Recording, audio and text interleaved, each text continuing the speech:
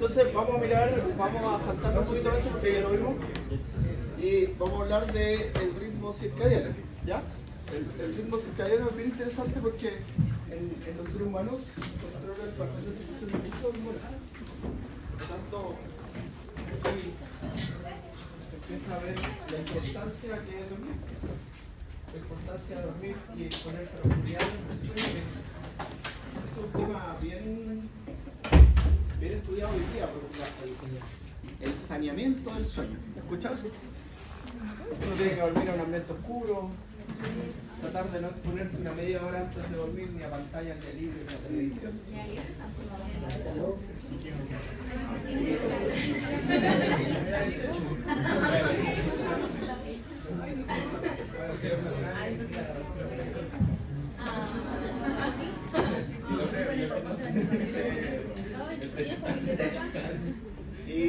Y eso regula el ciclo circadiano. En la noche, por ejemplo, uno tiene que tratar de sacar las pantallas que se prenden en la noche, todo eso está buscado que altera el sueño. Si hay alguna luz, por ejemplo, no sé, una luz que esté prendida en la noche, que esté parpadeando, a veces tienen el rostro dentro de la pieza, y eso produce trastornos del sueño. Profe, por ejemplo, yo sabía que a veces, de hecho lo ocupé cuando era cabro chico y tenía miedo a la oscuridad, me prendía como una luz. Esa, sí. Ahora, bueno, el fantasma con el tiempo se ha ido como eliminando porque se ha mostrado que no tiene muchos beneficios. No, la salud. La oscuridad es el factor importante. ¿Ya? Bueno, en el camino del estudio de las hormonas vamos a ver, por ejemplo, deprivaciones de sueño que genera eso con el factor de secreción de hormonas tiroideas, que es súper importante. Ahí se ve súper importante. En las hormonas tiroideas, porque esas son hormonas que nosotros, la hormona tiroidea, nosotros tenemos los mismos niveles de hormonas en los pacientes entre 15 años y 60 años. No cambian. La otra hormona sí va cambiando, la hormona del crecimiento es menos importante en el adulto, es más importante en el niño, pero la hormona tiroidea y los trastornos tiroideos son comunes desde los 15 años para adelante. Incluso antes de los 15 años son más altos los niveles, no es que sean más bajos, son más altos los niveles antes de los 15 años, después de los 15 años bajan, pero se mantienen estables entre los 15 y los 60 años. Y esa hormona sí puede ser patrón circadiano, entonces es súper importante ustedes, aunque sé que después se olvida, porque hacen turno. ¿Qué pasa con nuestro patrón? ¿Ah? ¿Qué pasa con nuestro patrón? Ahí se altera, entonces por eso los turnos tienen un esquema que está estudiado y establecido, que es que tú haces un turno a la semana, o 2 turnos a la semana como máximo, y después de los turnos te dan un día libre, y después una noche libre, y después al otro día recuperas tu ciclo normal. Pero ahí es cuando uno empieza como yo no digo nada, yo trabajo a ver qué eso ya se está procesado, pero pretendo no hacerlo.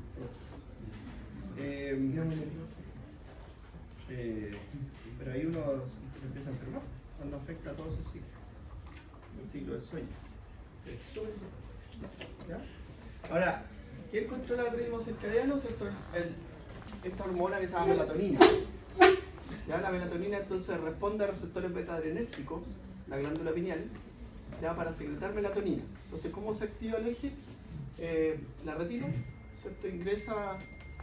Esta es el que va a ingresar al campo visual, ¿cierto? Ahí está el núcleo super. Este es el núcleo geniculado lateral que lo lleva a la vía óptica, ¿cierto? Oscuridad.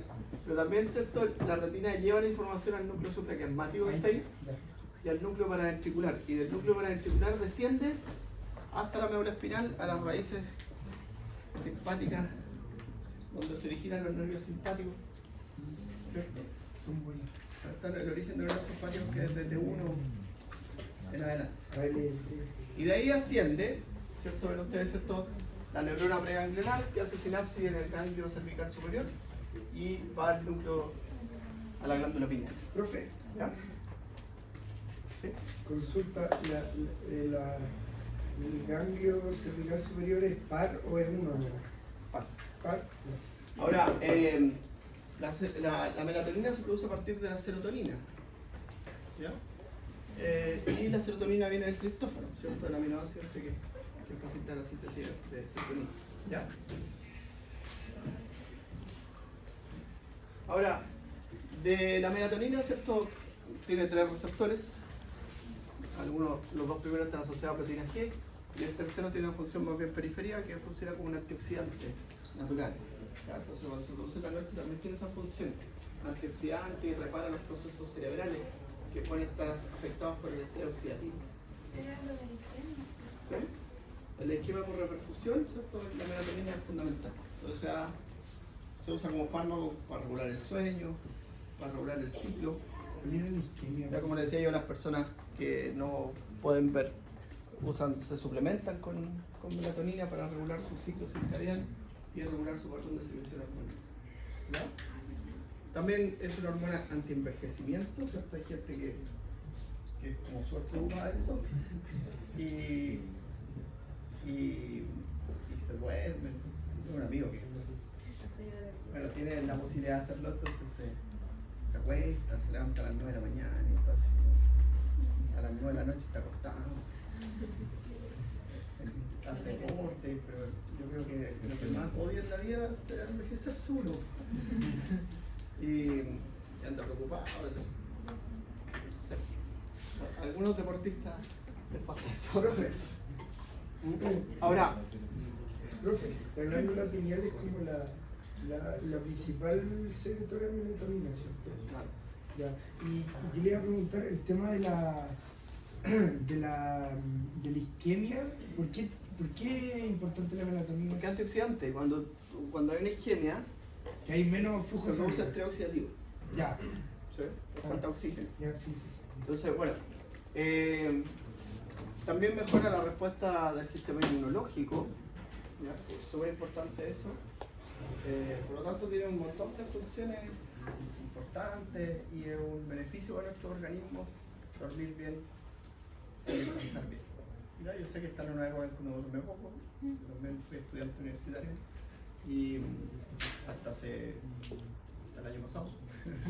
y uno no duerme, está preocupado de cumplir con los trabajos, está preocupado de estudiar, pero tiene que darle un tiempo al descanso que es súper importante. Sí. Salud mental. Aparte, cuando descansamos y comemos, liberamos puros factores que activan el cerebro. Por ejemplo, cuando comemos liberamos insulina. La insulina es un activador cerebral. Activa la función cerebral. Y la melatonina regula la función cerebral. Entonces a veces, bueno, a algunos les resulta más estudiar durante la noche, pero a algunos les resulta más estudiar en las primeras horas del día. ¿Sí? Y eso es como variable. Es variable. Hay gente que funciona más en la mañana, entonces se levanta muy temprano, estudia muy temprano y esas horas, 2 o 3 horas de estudio son fantásticas. Y los ritmos de descanso son bien importantes para el cerebro. ¿Ya? Bueno, en la reproducción, ¿cierto? En los animales sí tiene funciones reproductivas, súper importantes. Claro, los animales que hibernan, los animales que tienen ciclos sexuales dependiendo de la época del año. Por ejemplo, en esta época del año está en la reproducción de las ovejas y las cabras. Y en primavera es la reproducción de las gatas y la yegua. ¿Ya? Porque en ellos la melatonina tiene un efecto excitatorio del eje o inhibitorio. Ahora en los humanos, la evidencia, por ejemplo, cuando caen los niveles de melatonina en el niño, que empieza a dormir menos, empieza a aumentar la producción de una hormona que se llama quispeptina. Y la quispeptina es una hormona que regula los cambios de pulsatilidad del GnRH y es uno de los factores que desencadena la pubertad. ¿Ya? Otra cosa que hace cuando duermen menos los niños en el periodo prepuberal, producen menos leptina. ¿Ya? Y la leptina también tiene un efecto inhibitorio sobre el eje. Entonces, al bajar los niveles de leptina, empieza a aumentar la pulsatilidad GnRH. Entonces, eso es lo que usted dijo, profe, que los que no eran videntes tomaban melatonina para retrasar, la porque pubertad. hay evidencia, ¿cierto?, que las mujeres ciegas ocurre antes de la pubertad y eso es un problema. Y también pasa la menarquia. ¿Qué quiere decir la pulsatilidad? La pulsatilidad, que las hormonas se secretan por pulsos. ¿Ya? Entonces, en algunas hormonas como GnRH, la hormona del crecimiento, los pulsos son súper importantes. Entonces, por ejemplo, si tú liberas la hormona del crecimiento así o la GnRH así, eso puede producir infertilidad o alteraciones del crecimiento. Pero si tú la liberas así, con pulsos, mientras más grandes sean esos pulsos, más eficiente es la función de la hormona. Entonces, de hecho, más pulsos de GH, hormona del crecimiento, más crecimiento lineal. Más pulsos de GnRH, mayor activación del eje gonadal. Ah, ¿Ya? profe, por eso en este caso es como totalmente lo contrario. Aquí lo regular es como peor que lo irregular. Porque si se da cuenta los pulsos. Los pulsos. Eso sería porque cuando hay impulso, después baja la concentración de hormona. Y después hay impulso más. Claro, impide un poco la regulación hacia abajo. Claro. ¿Cierto? Y después se genera un pulso más abajo. Entonces, Claro, entonces tiene- ahí tú ves en los pulsos tú ves los pics y los valles. Que son estas cosas, pues, todo el pulso es así, ¿cierto? Entonces tú ves, este es el pic y este es el valle. Entonces en el valle actúan unos factores que al bajar más esto van a hacer que esto después sea más. El monte. ¿Ya? El pic. ¿Sí? Los picos y los valles que así se denominan. Eso en física con las ondas también lo conocemos como monte. Eso, monte y los valles. Amplitud y frecuencia. Lo mismo. Entonces, aquí tienen cierto los mamíferos, por lo tanto entonces melatonina puede regular cierto la pulsatilidad de GnRH, ¿ya? En nosotros cierto es súper importante cuando se inicia la pubertad. ¿Ya? Después ya no. En los otros mamíferos cierto regulan la conducta reproductiva. ¿Sí? Claro, porque aquí dice que el GnRH es como fomenta la hormona, la FSH Y la LH. y la LH, claro. Entonces ahí está, por ejemplo, los corticosteroides también pueden afectar GnRH, ¿cierto? Pero la melatonina puede tener un efecto excitatorio o inhibitorio sobre GnRH en alguna especie, ¿ya? Entonces nosotros cuando caen los niveles de melatonina, producto que empezamos a dormir menos, y esa es una de las cosas, porque la pubertad es multidimensional, son muchos factores. Son factores endocrinos, son factores ambientales, son factores psicológicos, son un montón de factores que desencadenan la pubertad, nutricionales. Pero usted como médico, ¿cierto?, tiene que controlar el inicio de la pubertad, que debería ser entre los 10 y los 12 años en las mujeres. ¿Por qué? Porque la mujer crece hasta la pubertad. ¿Ya? Y hay más riesgo de enfermedades metabólicas en la pubertad precoz. Y además, ¿cierto?, que se genera una disociación de la madurez psicológica con la madurez reproductiva. Entonces una niña de 8 años que use toalla higiénica es como descontextualizado respecto de su realidad. Debería estar jugando en esa y preocupada de otras cosas en vez de estar preocupada de su menstruación. Entonces, por eso que se hacen y se elaboran estrategias para retrasar el inicio de la pubertad, ¿ya? Y evitar la pubertad precoz, que además está asociada a enfermedades metabólicas en el futuro, está asociada a esos cambios psicológicos para los cuales la niña no está preparada, ¿ya? Como aquí está, sería, no sé si decirle bueno, pero sería ya como normal que Entre los 10 y los 12 años. Los 10 y los 12 años. Y ya ha disminuido, por ejemplo, la pubertad ha caído en el promedio, porque antes era entre los 15 y los 17 años, hace 100 años atrás. Pero el desarrollo tecnológico de los países y la industrialización ha contribuido a que esto es cierto. los hormonas de los alimentos también. ¿Ah? Los hormonas de los alimentos. Más que la hormona de los alimentos es la obesidad. ¿Ya? La grasa produce hormonas, muchas hormonas, que afectan la pulsatilidad GnRH. ¿Ya? La grasa produce hormonas similares al estradiol, por lo tanto hacen el feedback positivo con el eje. ¿Ya? Y más que eso, porque la presencia de hormonas en los alimentos como que la gente lo dice, pero como que nunca ha estado como comprobado. ¿Y los plásticos BPA? ¿Los plásticos con BPA? Claro, los plásticos sí, se la presenta, pero eso se ha ido como regulando en el tiempo. Ya, por ejemplo, antes a los animales les inyectaban hormonas para que crecieran más rápido. y después se hacía un periodo de limpieza de hormonas, pero hoy día eso está controlado. El Servicio Agrícola y Ganadero de Chile es súper estricto y es muy bueno, número 1 en Latinoamérica. Son súper eficientes en el control de todas esas cosas. Además que la mayoría de los alimentos en Chile se exportan, pues, entonces hay un control riguroso, porque no, en Estados Unidos no te van a comprar carne si no conocen la cadena de producción. ¿Ya? Entonces hoy día está súper regulado eso y hay mucha gente que trabaja en eso. ¿Ya? Bueno, otro cambio de melatonina ocurre en el último trimestre de la gestación, ¿cierto? En el cual, ¿cierto?, se ha visto un incremento de la secreción de esta hormona, ¿ya? Y esta hormona, el rol que tiene ahí está ahí, pues, va a ser sinérgica con la oxitocina al momento de inducir la contractilidad del útero, ¿ya? Durante la gestación, el útero va aumentando sus uniones comunicantes y va sobreexpresando receptores de oxitocina, ¿ya?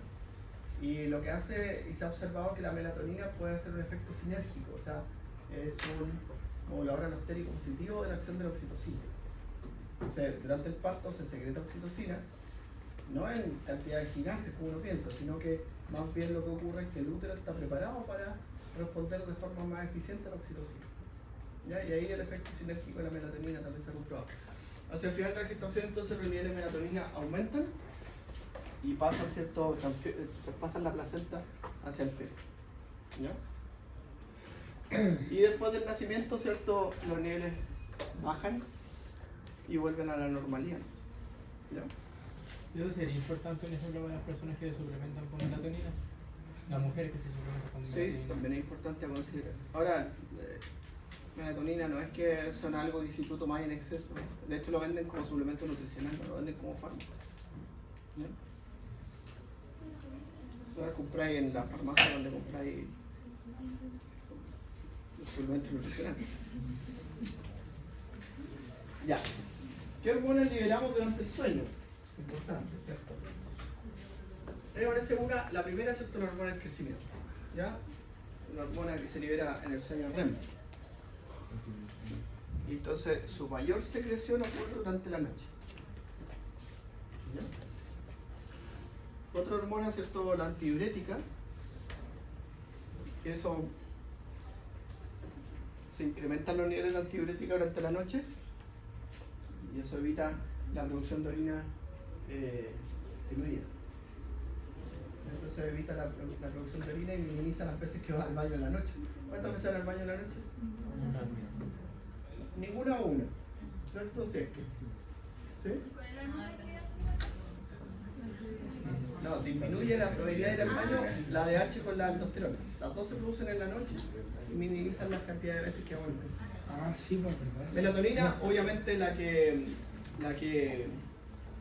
se libera, ¿cierto? Y se libera más en la noche, ¿cierto? Oxitocina tiene un pic después de 5 horas de sueño. Y la oxitocina es una hormona súper importante que la vamos a ver ahora para controlar los estados de ánimo. La oxitocina te ayuda a regular la respuesta al estrés. Entonces, su pic de liberación es después de dormir 5 horas. Por lo menos entonces uno tiene que dormir 6 horas, por lo menos. ¿Ya? Y eso es como lo mínimo que podríamos dormir. Así que tiene que dar dormir 6 horas, como sea. Pero ¿Ya? yo creo que la oxitocina se libera cuando embarazada. Sí, sí, porque eso es estímulo mecánico. Y si se abraza con una persona que le gusta más, libera oxitocina. Por eso se llama la hormona del amor, ¿cierto? La oxitocina. Ya. Es la madre. De hecho, los niveles de oxitocina van a influir en la calidad del sueño y en el tipo de sueño. Normalmente cuando hay bajos niveles de oxitocina, porque hemos dormido mal o porque estamos durmiendo mal, cuando uno se despierta en la noche varias veces o dormir mal, eso aumenta la cantidad de episodios de terror nocturno y pesadillas. El terror nocturno son esos sueños inconclusos que uno no tiene mucho sentido, y las pesadillas son cuando soñáis, no sé, que te vaya a morir, que te vaya a morir. Profe, a mí me pasa, tragedia. que en su momento como que estaba soñaba harto, por ejemplo, que me estaba cayendo y todo, pero no tenía miedo, porque en el sueño decía, ah, esto es un sueño. Ah, sí, ok. Y seguía, En un y momento me de- moría y después revivía. Igual los parálisis del sueño, no. Es parte del terror nocturno. ¿Ya? Ya, la prolactina, ¿cierto? Se produce también durante el sueño. Los niveles son altísimos durante la noche de prolactina. Ya tiene un pic durante la noche la prolactina. Ahora, todas tienen también otro estímulo, porque, por ejemplo, prolactina también se produce por la acción de otras hormonas y prolactina también se produce con el ejercicio físico, con las relaciones sexuales. Todo eso favorece la producción de prolactina y oxitocina también. ¿Ya? Entonces, pero estamos hablando del el fenómeno del ritmo circadiano, cómo afecta la secreción de hormonas. ¿Ya? Grelina es una hormona que disminuye su secreción durante el sueño. Entonces tú en el día tú pasas 2-3 horas sin comer y empieza a aumentar los niveles de grelina. Y la grelina te dice, vaya a buscar comida. Porque la grelina estimula el núcleo arqueado para la búsqueda de alimentos. Además, la grelina hace que encontremos más rica la comida, hace que el estómago se distienda y terminamos comiendo más, ¿por cierto? Cuando uno pasa muchas horas sin comer, termina comiendo más. Cuando llegan a la casa y los que se tienen que cocinar, entre que se cocinan, todo el día al revés. Eso era lo contrario de la leptina, ¿cierto? Claro, pero la leptina es patrón circadiano absoluto. Ah, solo eso. Tengo una duda, es que hablando de eso del efecto de tener más hambre y todo eso, hay un compuesto que se llama lisdexanfetamina dimesilato, que es del Sapixi que elige. Es que mira, todas las anfetaminas, ¿Ah? los derivados anfetamínicos suprimen el apetito porque Ya. estimulan al sistema histaminérgico central y la histamina suprime el apetito. Ah, ya, bueno. La histamina suprime el apetito. O sea, también suprime la liberación de grelina. Suprime la acción de la grelina más que la liberación de grelina. Ah, ya, como Porque que lo bloquea. la grelina la produce el estómago. Ah, el tema de lo antagónico, ¿no? Claro. Ya. Ahora, mira, la insulina durante el sueño cumple sus funciones a largo plazo, que es la lipogénesis y la síntesis de proteína. Durante el sueño lo hace más eficientemente. Ya. ¿Ya? Y también, ¿cierto? El sueño y el ayuno nocturno te ayuda a controlar los niveles de insulina y la respuesta a la insulina. Por eso, profe, por ejemplo, cuando uno despierta el otro día, ¿se nota más flaco? No me pasa a mí eso. A mí sí, ¿no? Sí. Bueno, tampoco preocupado del peso. ¿Ah? Tampoco preocupado del peso. Yo, nada, ni tanto. Pero igual, o sea, a veces me digo, ay, estoy más flaco el otro día. Pues. No te lo voy a tener. La insulina, el mal dormir es riesgo de obesidad. ¿Ya? Dormir mal aumenta el riesgo de obesidad y de resistencia a insulina. ¿Ya? Ahora, aquí hay algo que es súper importante, chiquillos. Hay muchas hormonas que se liberan durante el sueño REM. Hay muchas hormonas que actúan bien durante el sueño REM, como la hormona del crecimiento, la prolactina, la ¿Qué es TSH REM? y el movimiento rápido del ojo, cuando tu ojo se mueve. Una parte del sueño, del ciclo del sueño. Ah, El sueño tiene 4 etapas. Y una de esas 4 etapas es el sueño REM. Y el sueño profundo. Es el sueño profundo. Ahora, la marihuana inhibe el sueño REM. Entonces, afecta la función endocrina. Esos son estudios que usted sabe que lo han legalizado en muchos países por distintos intereses médicos, económicos, ¿sí? Laboratorio. Inhibe el sueño REM y al inhibir el sueño REM aumenta el riesgo de desarrollar resistencia a la insulina y afecta el patrón de secreción de hormonas del crecimiento. Por lo tanto, la reparación de los tejidos no es óptima. Y lo otro afecta el patrón de secreción, que durante el REM se producen pulsos de glicina. ¿Se acuerdan de la glicina? En la médula espiral que relaja la musculatura. Entonces no se relaja la musculatura durante la noche. Hay gente que extrañamente o muy mal piensa que aumenta la relajación, pero es todo lo contrario. ¿ya? Hay gente que, yo conozco un montón de gente, que consume marihuana para dormir bien. Y es un error. Es todo lo contrario. Está afectando a la calidad de su sueño. ¿Cómo se utiliza como terapia alternativa? En el caso de la epilepsia epiléptica. Y cuando lo usan como terapia usan el cannabidiol, que es un compuesto que tiene la planta, que está en la hoja. El THC, que es el tetrahidrocannabinol, se produce por la descarboxilación del cannabidiol, que es cuando tú lo sometes a calor, cuando la queman. Y lo otro, en la grelina, ¿era la primera? ¿Esa se puede utilizar, por ejemplo, en tratamientos para personas con algún trastorno de conducta alimentaria? Sí, mira, la verdad que los trastornos de la conducta alimentaria nos detuvimos un poco ahí porque vamos a hablar después cuando veamos la MSH. Los trastornos de la conducta alimentaria es un problema todo. ¿Ya? Es un problema porque si bien hay centros reconocidos de la alimentación, el problema que tenemos con la alimentación es que está asociado a la conducta social. Entonces, no es llegar y apagar receptores. Claro. Entonces, los laboratorios que han estudiado estos centros terminan estudiando otras cosas. Porque, en definitiva, el problema de inhibir los centros de la alimentación para controlar la alimentación termina siendo un riesgo. Ahora, la más esperanzadora, pero con terapia inmunológica, es la hormona estimulante de los melanocytos.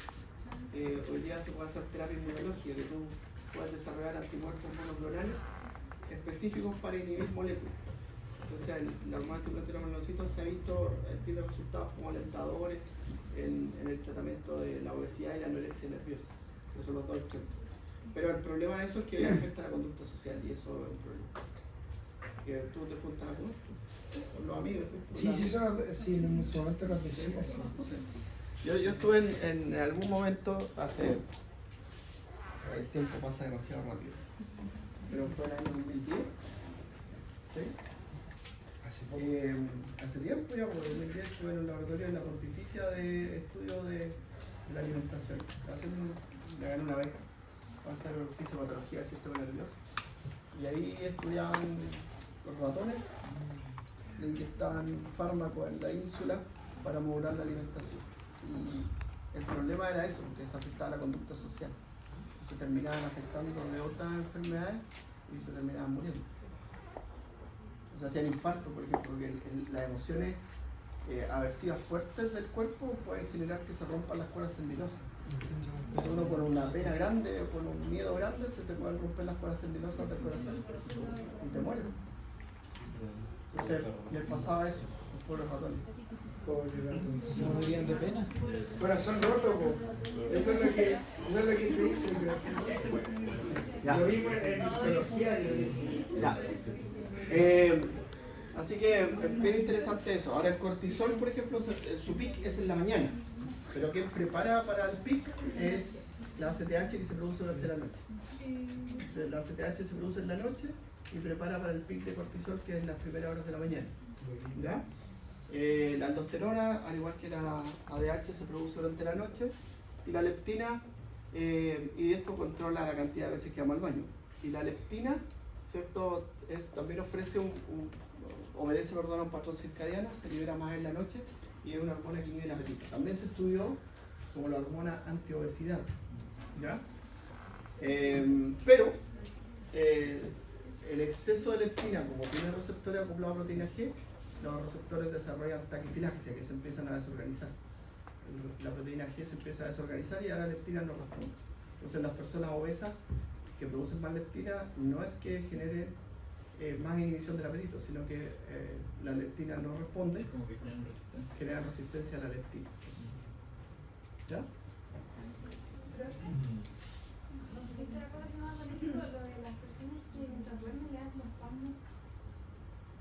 ¿Espasmos musculares? Sí, no está relacionado con... Es más bien un trastorno del sueño. ¿Sí? Más bien un trastorno del sueño. ¿Ya?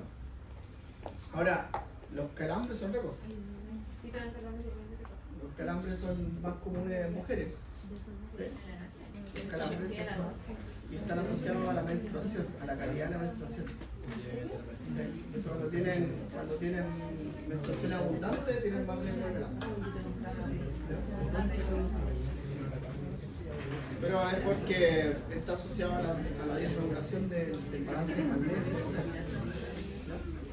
Ya, y ahí tienen entonces el cortisol, ¿cierto? Su pic en la mañana, está en la leptina durante la noche, la TSH también se libera harto durante la noche porque los pics de hormonas tiroideas son en la mañana, ¿ya? La melatonina está por allá y arriba, ¿cierto? Un factor regulador que es CRH, que es la hormona liberable de corticotrofina, que se usa como factor normalizador. Y aquí ven otras hormonas, ¿cierto? Que son la LH, que no tiene patrón circadiano, sino que tiene un patrón pulsante. Entonces, ahí tienen, ¿cierto? Los niveles de GnRH versus la pulsatilidad de LH. Entonces aquí con niveles si los niveles de GnRH son bajos, la pulsatilidad de LH es baja. O sea, van como así. Y si los niveles de GnRH son altos, la pulsatilidad de LH es alta. ¿Ya? Y eso obedece, ¿cierto?, al patrón pulsátil de secreción de una hormona más bien. No obedece al patrón circadiano. ¿Ya? Ya. Entonces, la adenohipófisis se regula, por lo tanto, por factores hipotalámicos que viajan a través del sistema porte hipotalámico y activan a las células adenohipofisiales. La neurohipófisis a través de axones de neuronas que acumulan en sus terminales sinápticas las hormonas neurohipofisiales, que son la oxitocina y la DH. Y ahora vamos a hablar un ratito de las hormonas de la neurohipófisis. No. ¿No quieren hablar más? La oxitocina. La función clásica de la oxitocina es regular la eyección de la leche y favorecer la síntesis de prolactina. Entonces, la succión del pezón por parte del recién nacido estimula terminales nerviosas que están alrededor del pezón. ¿Ya? Y esas terminales nerviosas, usted tiene una neurona sensitiva, ¿ven? Y esas terminales nerviosas, ¿cierto?, van a generar a través de estímulos ascendentes que el hipotálamo libere a través de la neurohipófisis, ¿cierto? Libere a través de la neurohipófisis porque el potencial de acción se produce en los núcleos supraópticos paraventriculares y ese potencial de acción se desplaza y la neurohipófisis libera oxitocina. Entonces, la oxitocina va a favorecer dos cosas con esas neuronas y ahí está, Lucas me decía hace un rato, ¿cierto?, la conexión entre la neurohipófisis y la adenohipófisis. ¿Ya? Entonces ahí neuronas van a estimular la secreción de prolactina y otras neuronas van a liberar oxitocina. ¿Ya? Entonces la prolactina tiene ese rol de favorecer la síntesis láctea y la oxitocina tiene la función de favorecer la eyección de la leche. ¿Ya? A mí me habían dicho que por eso mismo, un ejemplo, la mujer cuando ya Su tiene- fuente. ¿Ah? Su fuente. Colegio.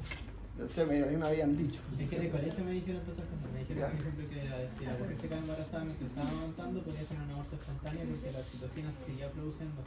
Se generaba contracción. No puedo. No, porque- Tenía que dejar de amamentar. Mira, está muy buena la intervención. Para que la oxitocina pueda hacer su efecto eficientemente y favorecer las contracciones del útero para desencadenar el parto, necesitamos que los estrógenos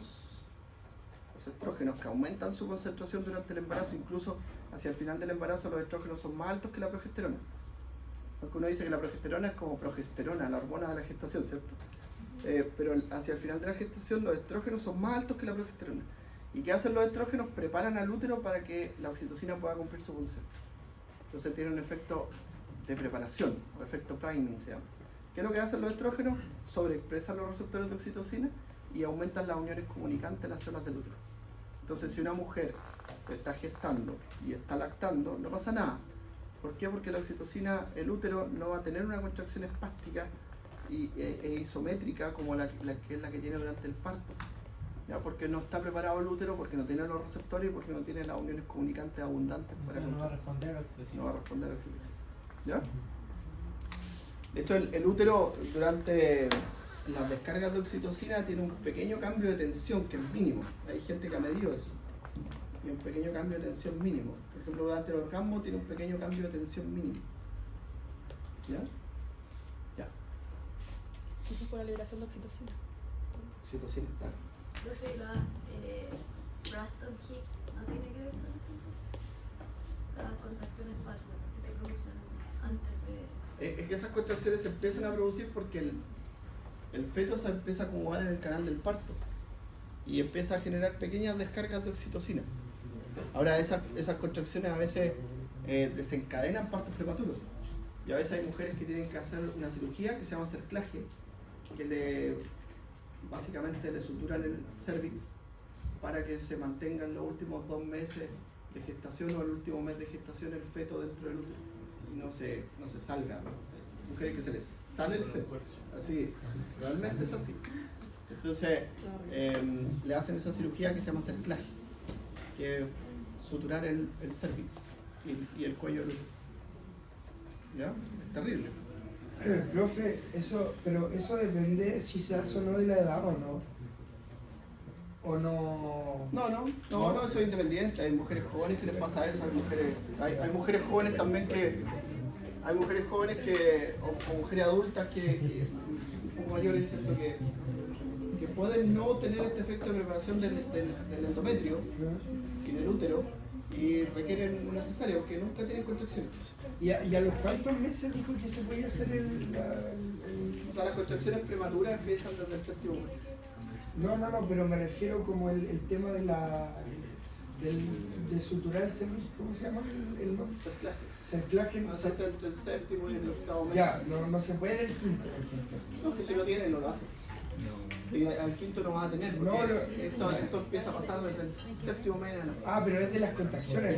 Ya, porque tengo un caso que se rompió bolsa al 5º mes y ahí yo pensé, Pero es otro.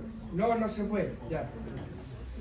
Bueno, entonces las funciones clásicas son el miometrio, la contracción del miometrio y la contracción de las células mioepiteliales de la glándula mamaria. Esas son las funciones clásicas de la oxitocina de las que uno se tiene que saber.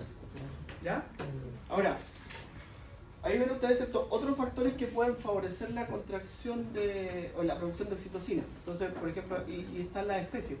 En el humano, ¿cierto? Por ejemplo, los sonidos que hace el recién nacido favorece la secreción de oxitocina por parte de la madre y del padre, de ambos. ¿Ya? Uno se derrite biológicamente cuando ve a su cabrón chico. ¿Sí? Biológicamente. El contacto visual también. Se derrite, ¿qué se quiere? Cuando usted tenga un hijo me va a entender. No, es que no entendía la forma de derretirse, sigue El contacto. No me derretí. El contacto visual también, es cierto, es importante. Pero me encuentro precioso. ¿Sí? Y en otras especies, por ejemplo, es el estímulo olfatorio, en las cabras, por ejemplo, el estímulo olfatorio es importante. ¿Ya?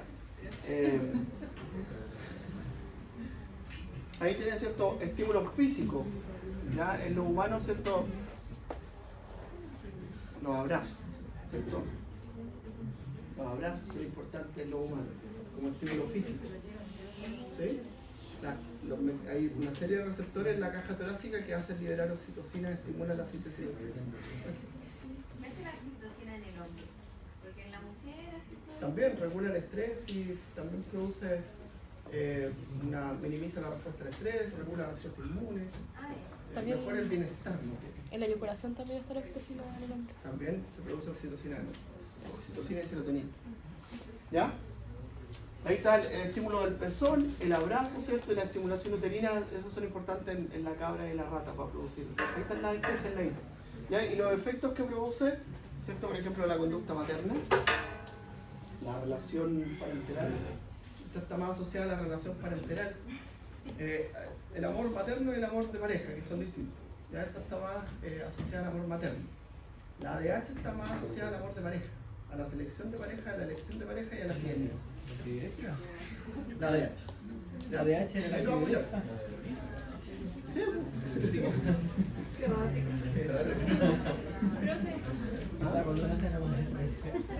En el caso de parto prematuro, si la liberación de oxitocina es menor, ¿tendría mayor tendencia a desarrollar una depresión postparto? No, la depresión postparto se genera por un por un desbalance endocrino y de neurotransmisores a nivel central provocado por los descensos de hormonas después del parto y por las alteraciones que se producen por el sueño, básicamente. Claro. Mira, creo que eso. La confianza. La confianza. ¿Cierto? La confianza. El alivio del estrés, ¿cierto? Las relaciones interpersonales. Y después yo, ¿hay alguna forma de administrar oxitocina de forma exógena? Sí, pues en forma coloquial en la farmacia. Y se inyecta oxitocina, ¿para qué inyecta oxitocina? Para que la mujer expulse la placenta cuando le hace una cesárea. Pero no atraviesa la barrera hematoencefálica porque es degradada la barrera hematoencefálica. Entonces todo lo que tiene que ver con el trust, la... No lo voy a motivar, no lo voy a... Esto es porque lo produce a nivel central y porque se distribuye en el sistema nervioso central antes de salir. Y no puedo hacer un ejemplo también por la... Había... ¿Qué fue la? Entonces, todos estos factores positivos, ¿cierto?, favorecen la síntesis de oxitocina, ¿ya? Y ahí están las funciones locales, ¿cierto?, que son el parto y la eyección de la leche, que son las funciones clásicas, y también, ¿cierto?, las funciones neuroendocrinas, regular la secreción de prolactina y la secreción de ACTH, ¿ya? Ya, la ADH, la vasopresina, hormona antidiurética o arginina vasopresina, que es su nombre. Esta hormona se libera, como está ahí, pues, por los cambios de la osmolaridad, por los cambios de la presión arterial, por los cambios del volumen sanguíneo. Esos son los factores. Y también la estimulación simpática y la angiotensina 2, que son las hormonas que pueden favorecer la síntesis de ADH. ¿Qué es lo que hace la ADH? La función clásica, de nuevo, también de la ADH es vasoconstricción periférica. Vasoconstricción periférica nos referimos a los vasos sanguíneos de la piel. Eso es vasoconstricción periférica. Y con eso aumenta la presión arterial. Y también, ¿cierto?, actúa en el riñón reteniendo agua. Entonces, las dos funciones que tiene la ADH en el riñón es sobreexpresar acuaporinas en el túbulo colector medular interno y favorecer la reabsorción de sales en el asa de Henle ascendente. ¿Ya? Esas son las dos funciones que son vasopresinas puras de la hormona. ¿Ya? Ahora, es súper interesante, ¿cierto?, la acción de la vasopresina en la regulación, por lo tanto, de la presión arterial. ¿Ya? Es una hormona que tiene receptor acoplado a proteína G, que están ubicados en la cara vasolateral de las células del riñón. Y lo que hace, ¿cierto?, es sobreexpresar acuaporina y sobreexpresar transportadores de sales en el asa de Henle y la acuaporina en el túbulo colector. ¿Ya? Ahora, las funciones no clásicas, ¿cierto?, se asocian a esto, ¿cierto? Ese esquema lo encontré bonito, está simpático, dice vasopresina, oxitocina, dopamina y serotonina, ¿cierto? Y entonces, por ejemplo, ahí ustedes ven todo lo que hablamos de la oxitocina. Entonces, regula todos estos factores que conversamos anteriormente: la confianza, las relaciones interpersonales,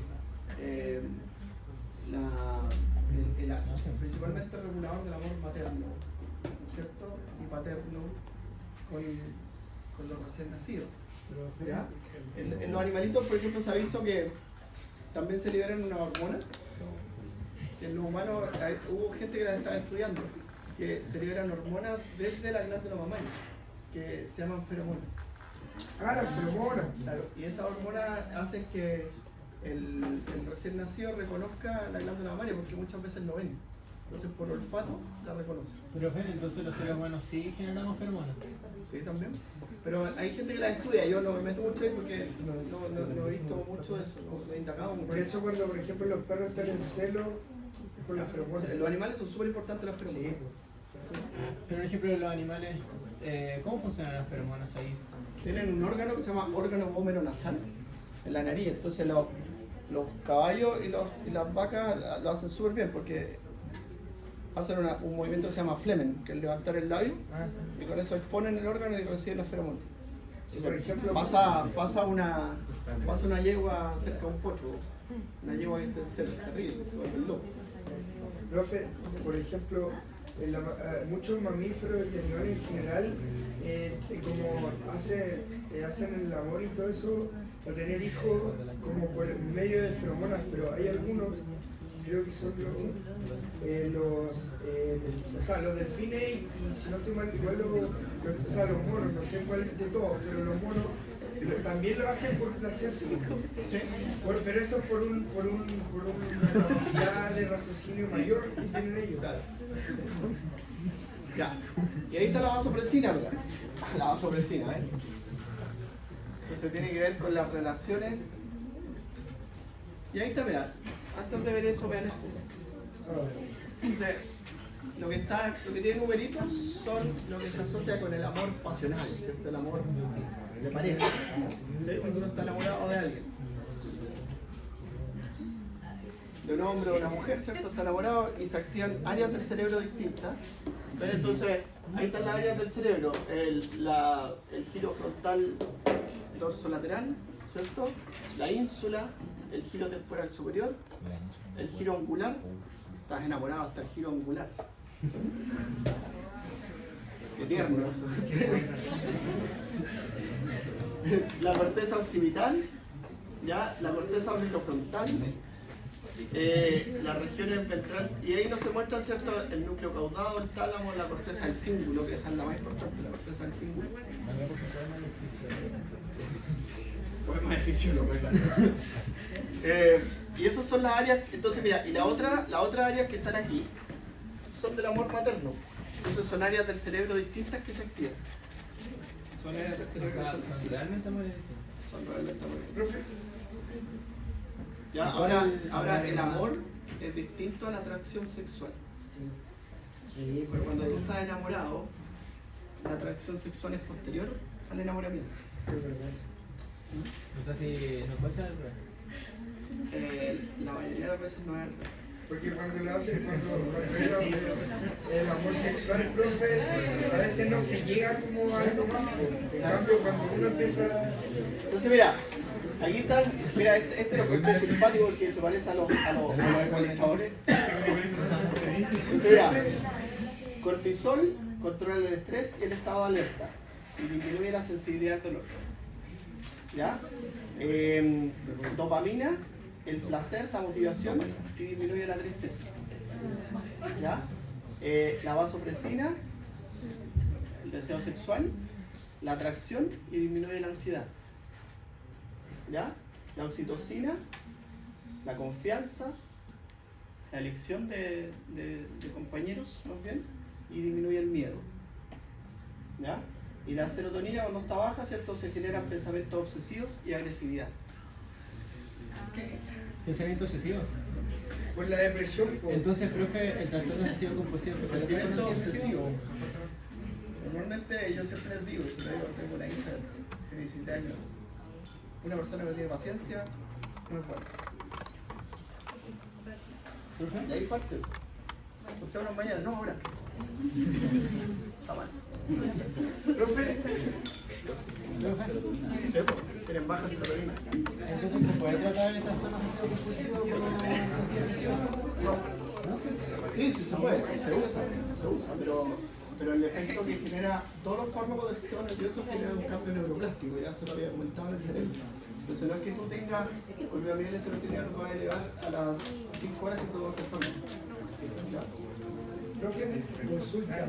El tema es que es como una hipótesis medio extraña, pero por ejemplo los hombres o las mujeres que son mujeriegos o de cosas como más efímeras, sí, pero mira, eso es porque tienen desarrollado más las zonas de amor sexual o puede ser o no. Como también pasa por ir buscando experiencias distintas. Ya, pero no tiene que ver necesariamente. También tiene que ver con el desencantamiento. Si uno, a veces te gusta la persona, la conoces y te desencanta. No, pero no solo, pero no me refiero a eso, sino como, por ejemplo, en los carretes. La gente que solamente busca... Eso porque en los jóvenes los niveles de serotonina son bajos, sobre todo en los hombres. Es verdad. Y los niveles de serotonina son bajos, sobre todo en los hombres, entonces... Profe, entonces eso igual podría... Claro, no es un trastorno. ¿Ya? Entonces, ¿ves? Interesante, funciones de la hormona. No tengo que ser fisiología. Oiga, esto es bien interesante, bien entretenido de estudiar. Uno se enamora, no piensa esta gente, no piensa. Anda ahí con el núcleo arqueado. Ah, le digo a mi señora, se me activó la corteza del cine. Ay, ay, Eso es un chiste médico. ay. Vamos a andar el señor. Bueno, y las hormonas de la adenohipófisis, que las vamos a empezar a estudiar en este largo camino, porque básicamente desde ahora en adelante estudiamos las hormonas de la adenohipófisis, ¿cierto? Ahí está los corticotrofos producen ACTH por C, la hormona estimulante de la tiroides produce TSH, la hormona de los folículos FSH, la hormona luteinizante, la LH, ¿cierto? Y estas dos las producen los gonadotrofos, la prolactina, los lactótrofos y la hormona humana del crecimiento, los somatótrofos. O sea, La prevención de prolactina es PRH, ¿no? ¿O cuál es su abreviación? PRH, la hormona liberadora de prolactina. Y prolactina no tiene Y una- todas estas son estimuladas por factores hipotalámicos. ¿Ya? entonces, ¿qué le iba a decir? Entonces, como conclusión de la clase, bueno, cuando uno se enamora o sobre todo cualquier tipo de amor, es más regulado por la neurohipófisis. No, por todo el cerebro. Sí, pero mayor Ya, ella dice todas las áreas del cerebro. sí, pues, pero igual, o sea, pero es regulado por las hormonas que secretan en la neurohipófisis. Hágale un escáner del núcleo supraóptico para ver si está. Para liberar más de Claro, H como o para de cachar H. si estoy bien. Pero esto es una pregunta que tal vez A ver si me podría ser caso. un poco más. Nosotros siempre, o sea, usted nos explicó cuando comenzaba el sistema nervioso acerca de la PET, del PET scan. Uno podría, yo en ese tiempo le pregunté si uno podía, como con distintos reactivos, determinar si esa persona era psicópata o no. ¿Se podría determinar lo mismo si esa persona está No, realmente tú, puedes, enamorada? tú puedes determinar con el PET scan los niveles de serotonina, los niveles de dopamina, los niveles de oxitocina, porque hay marcadores fluorescentes para ellos. Entonces podría haber sido una persona realmente está enamorada. Sí, pero es una lata, güey. Pero no, yo pregunto, ¿no? Es una lata, güey. Así como, No, eso, no, eso. así como, requisito hacer un PET. La verdad que es difícil porque tú no eliges de qué trabajar. ¿Cuál era el enamoré del perro? El PET. Mato a un compañero así ya. Ya. Y ahora me cansé, así que me voy. Ya.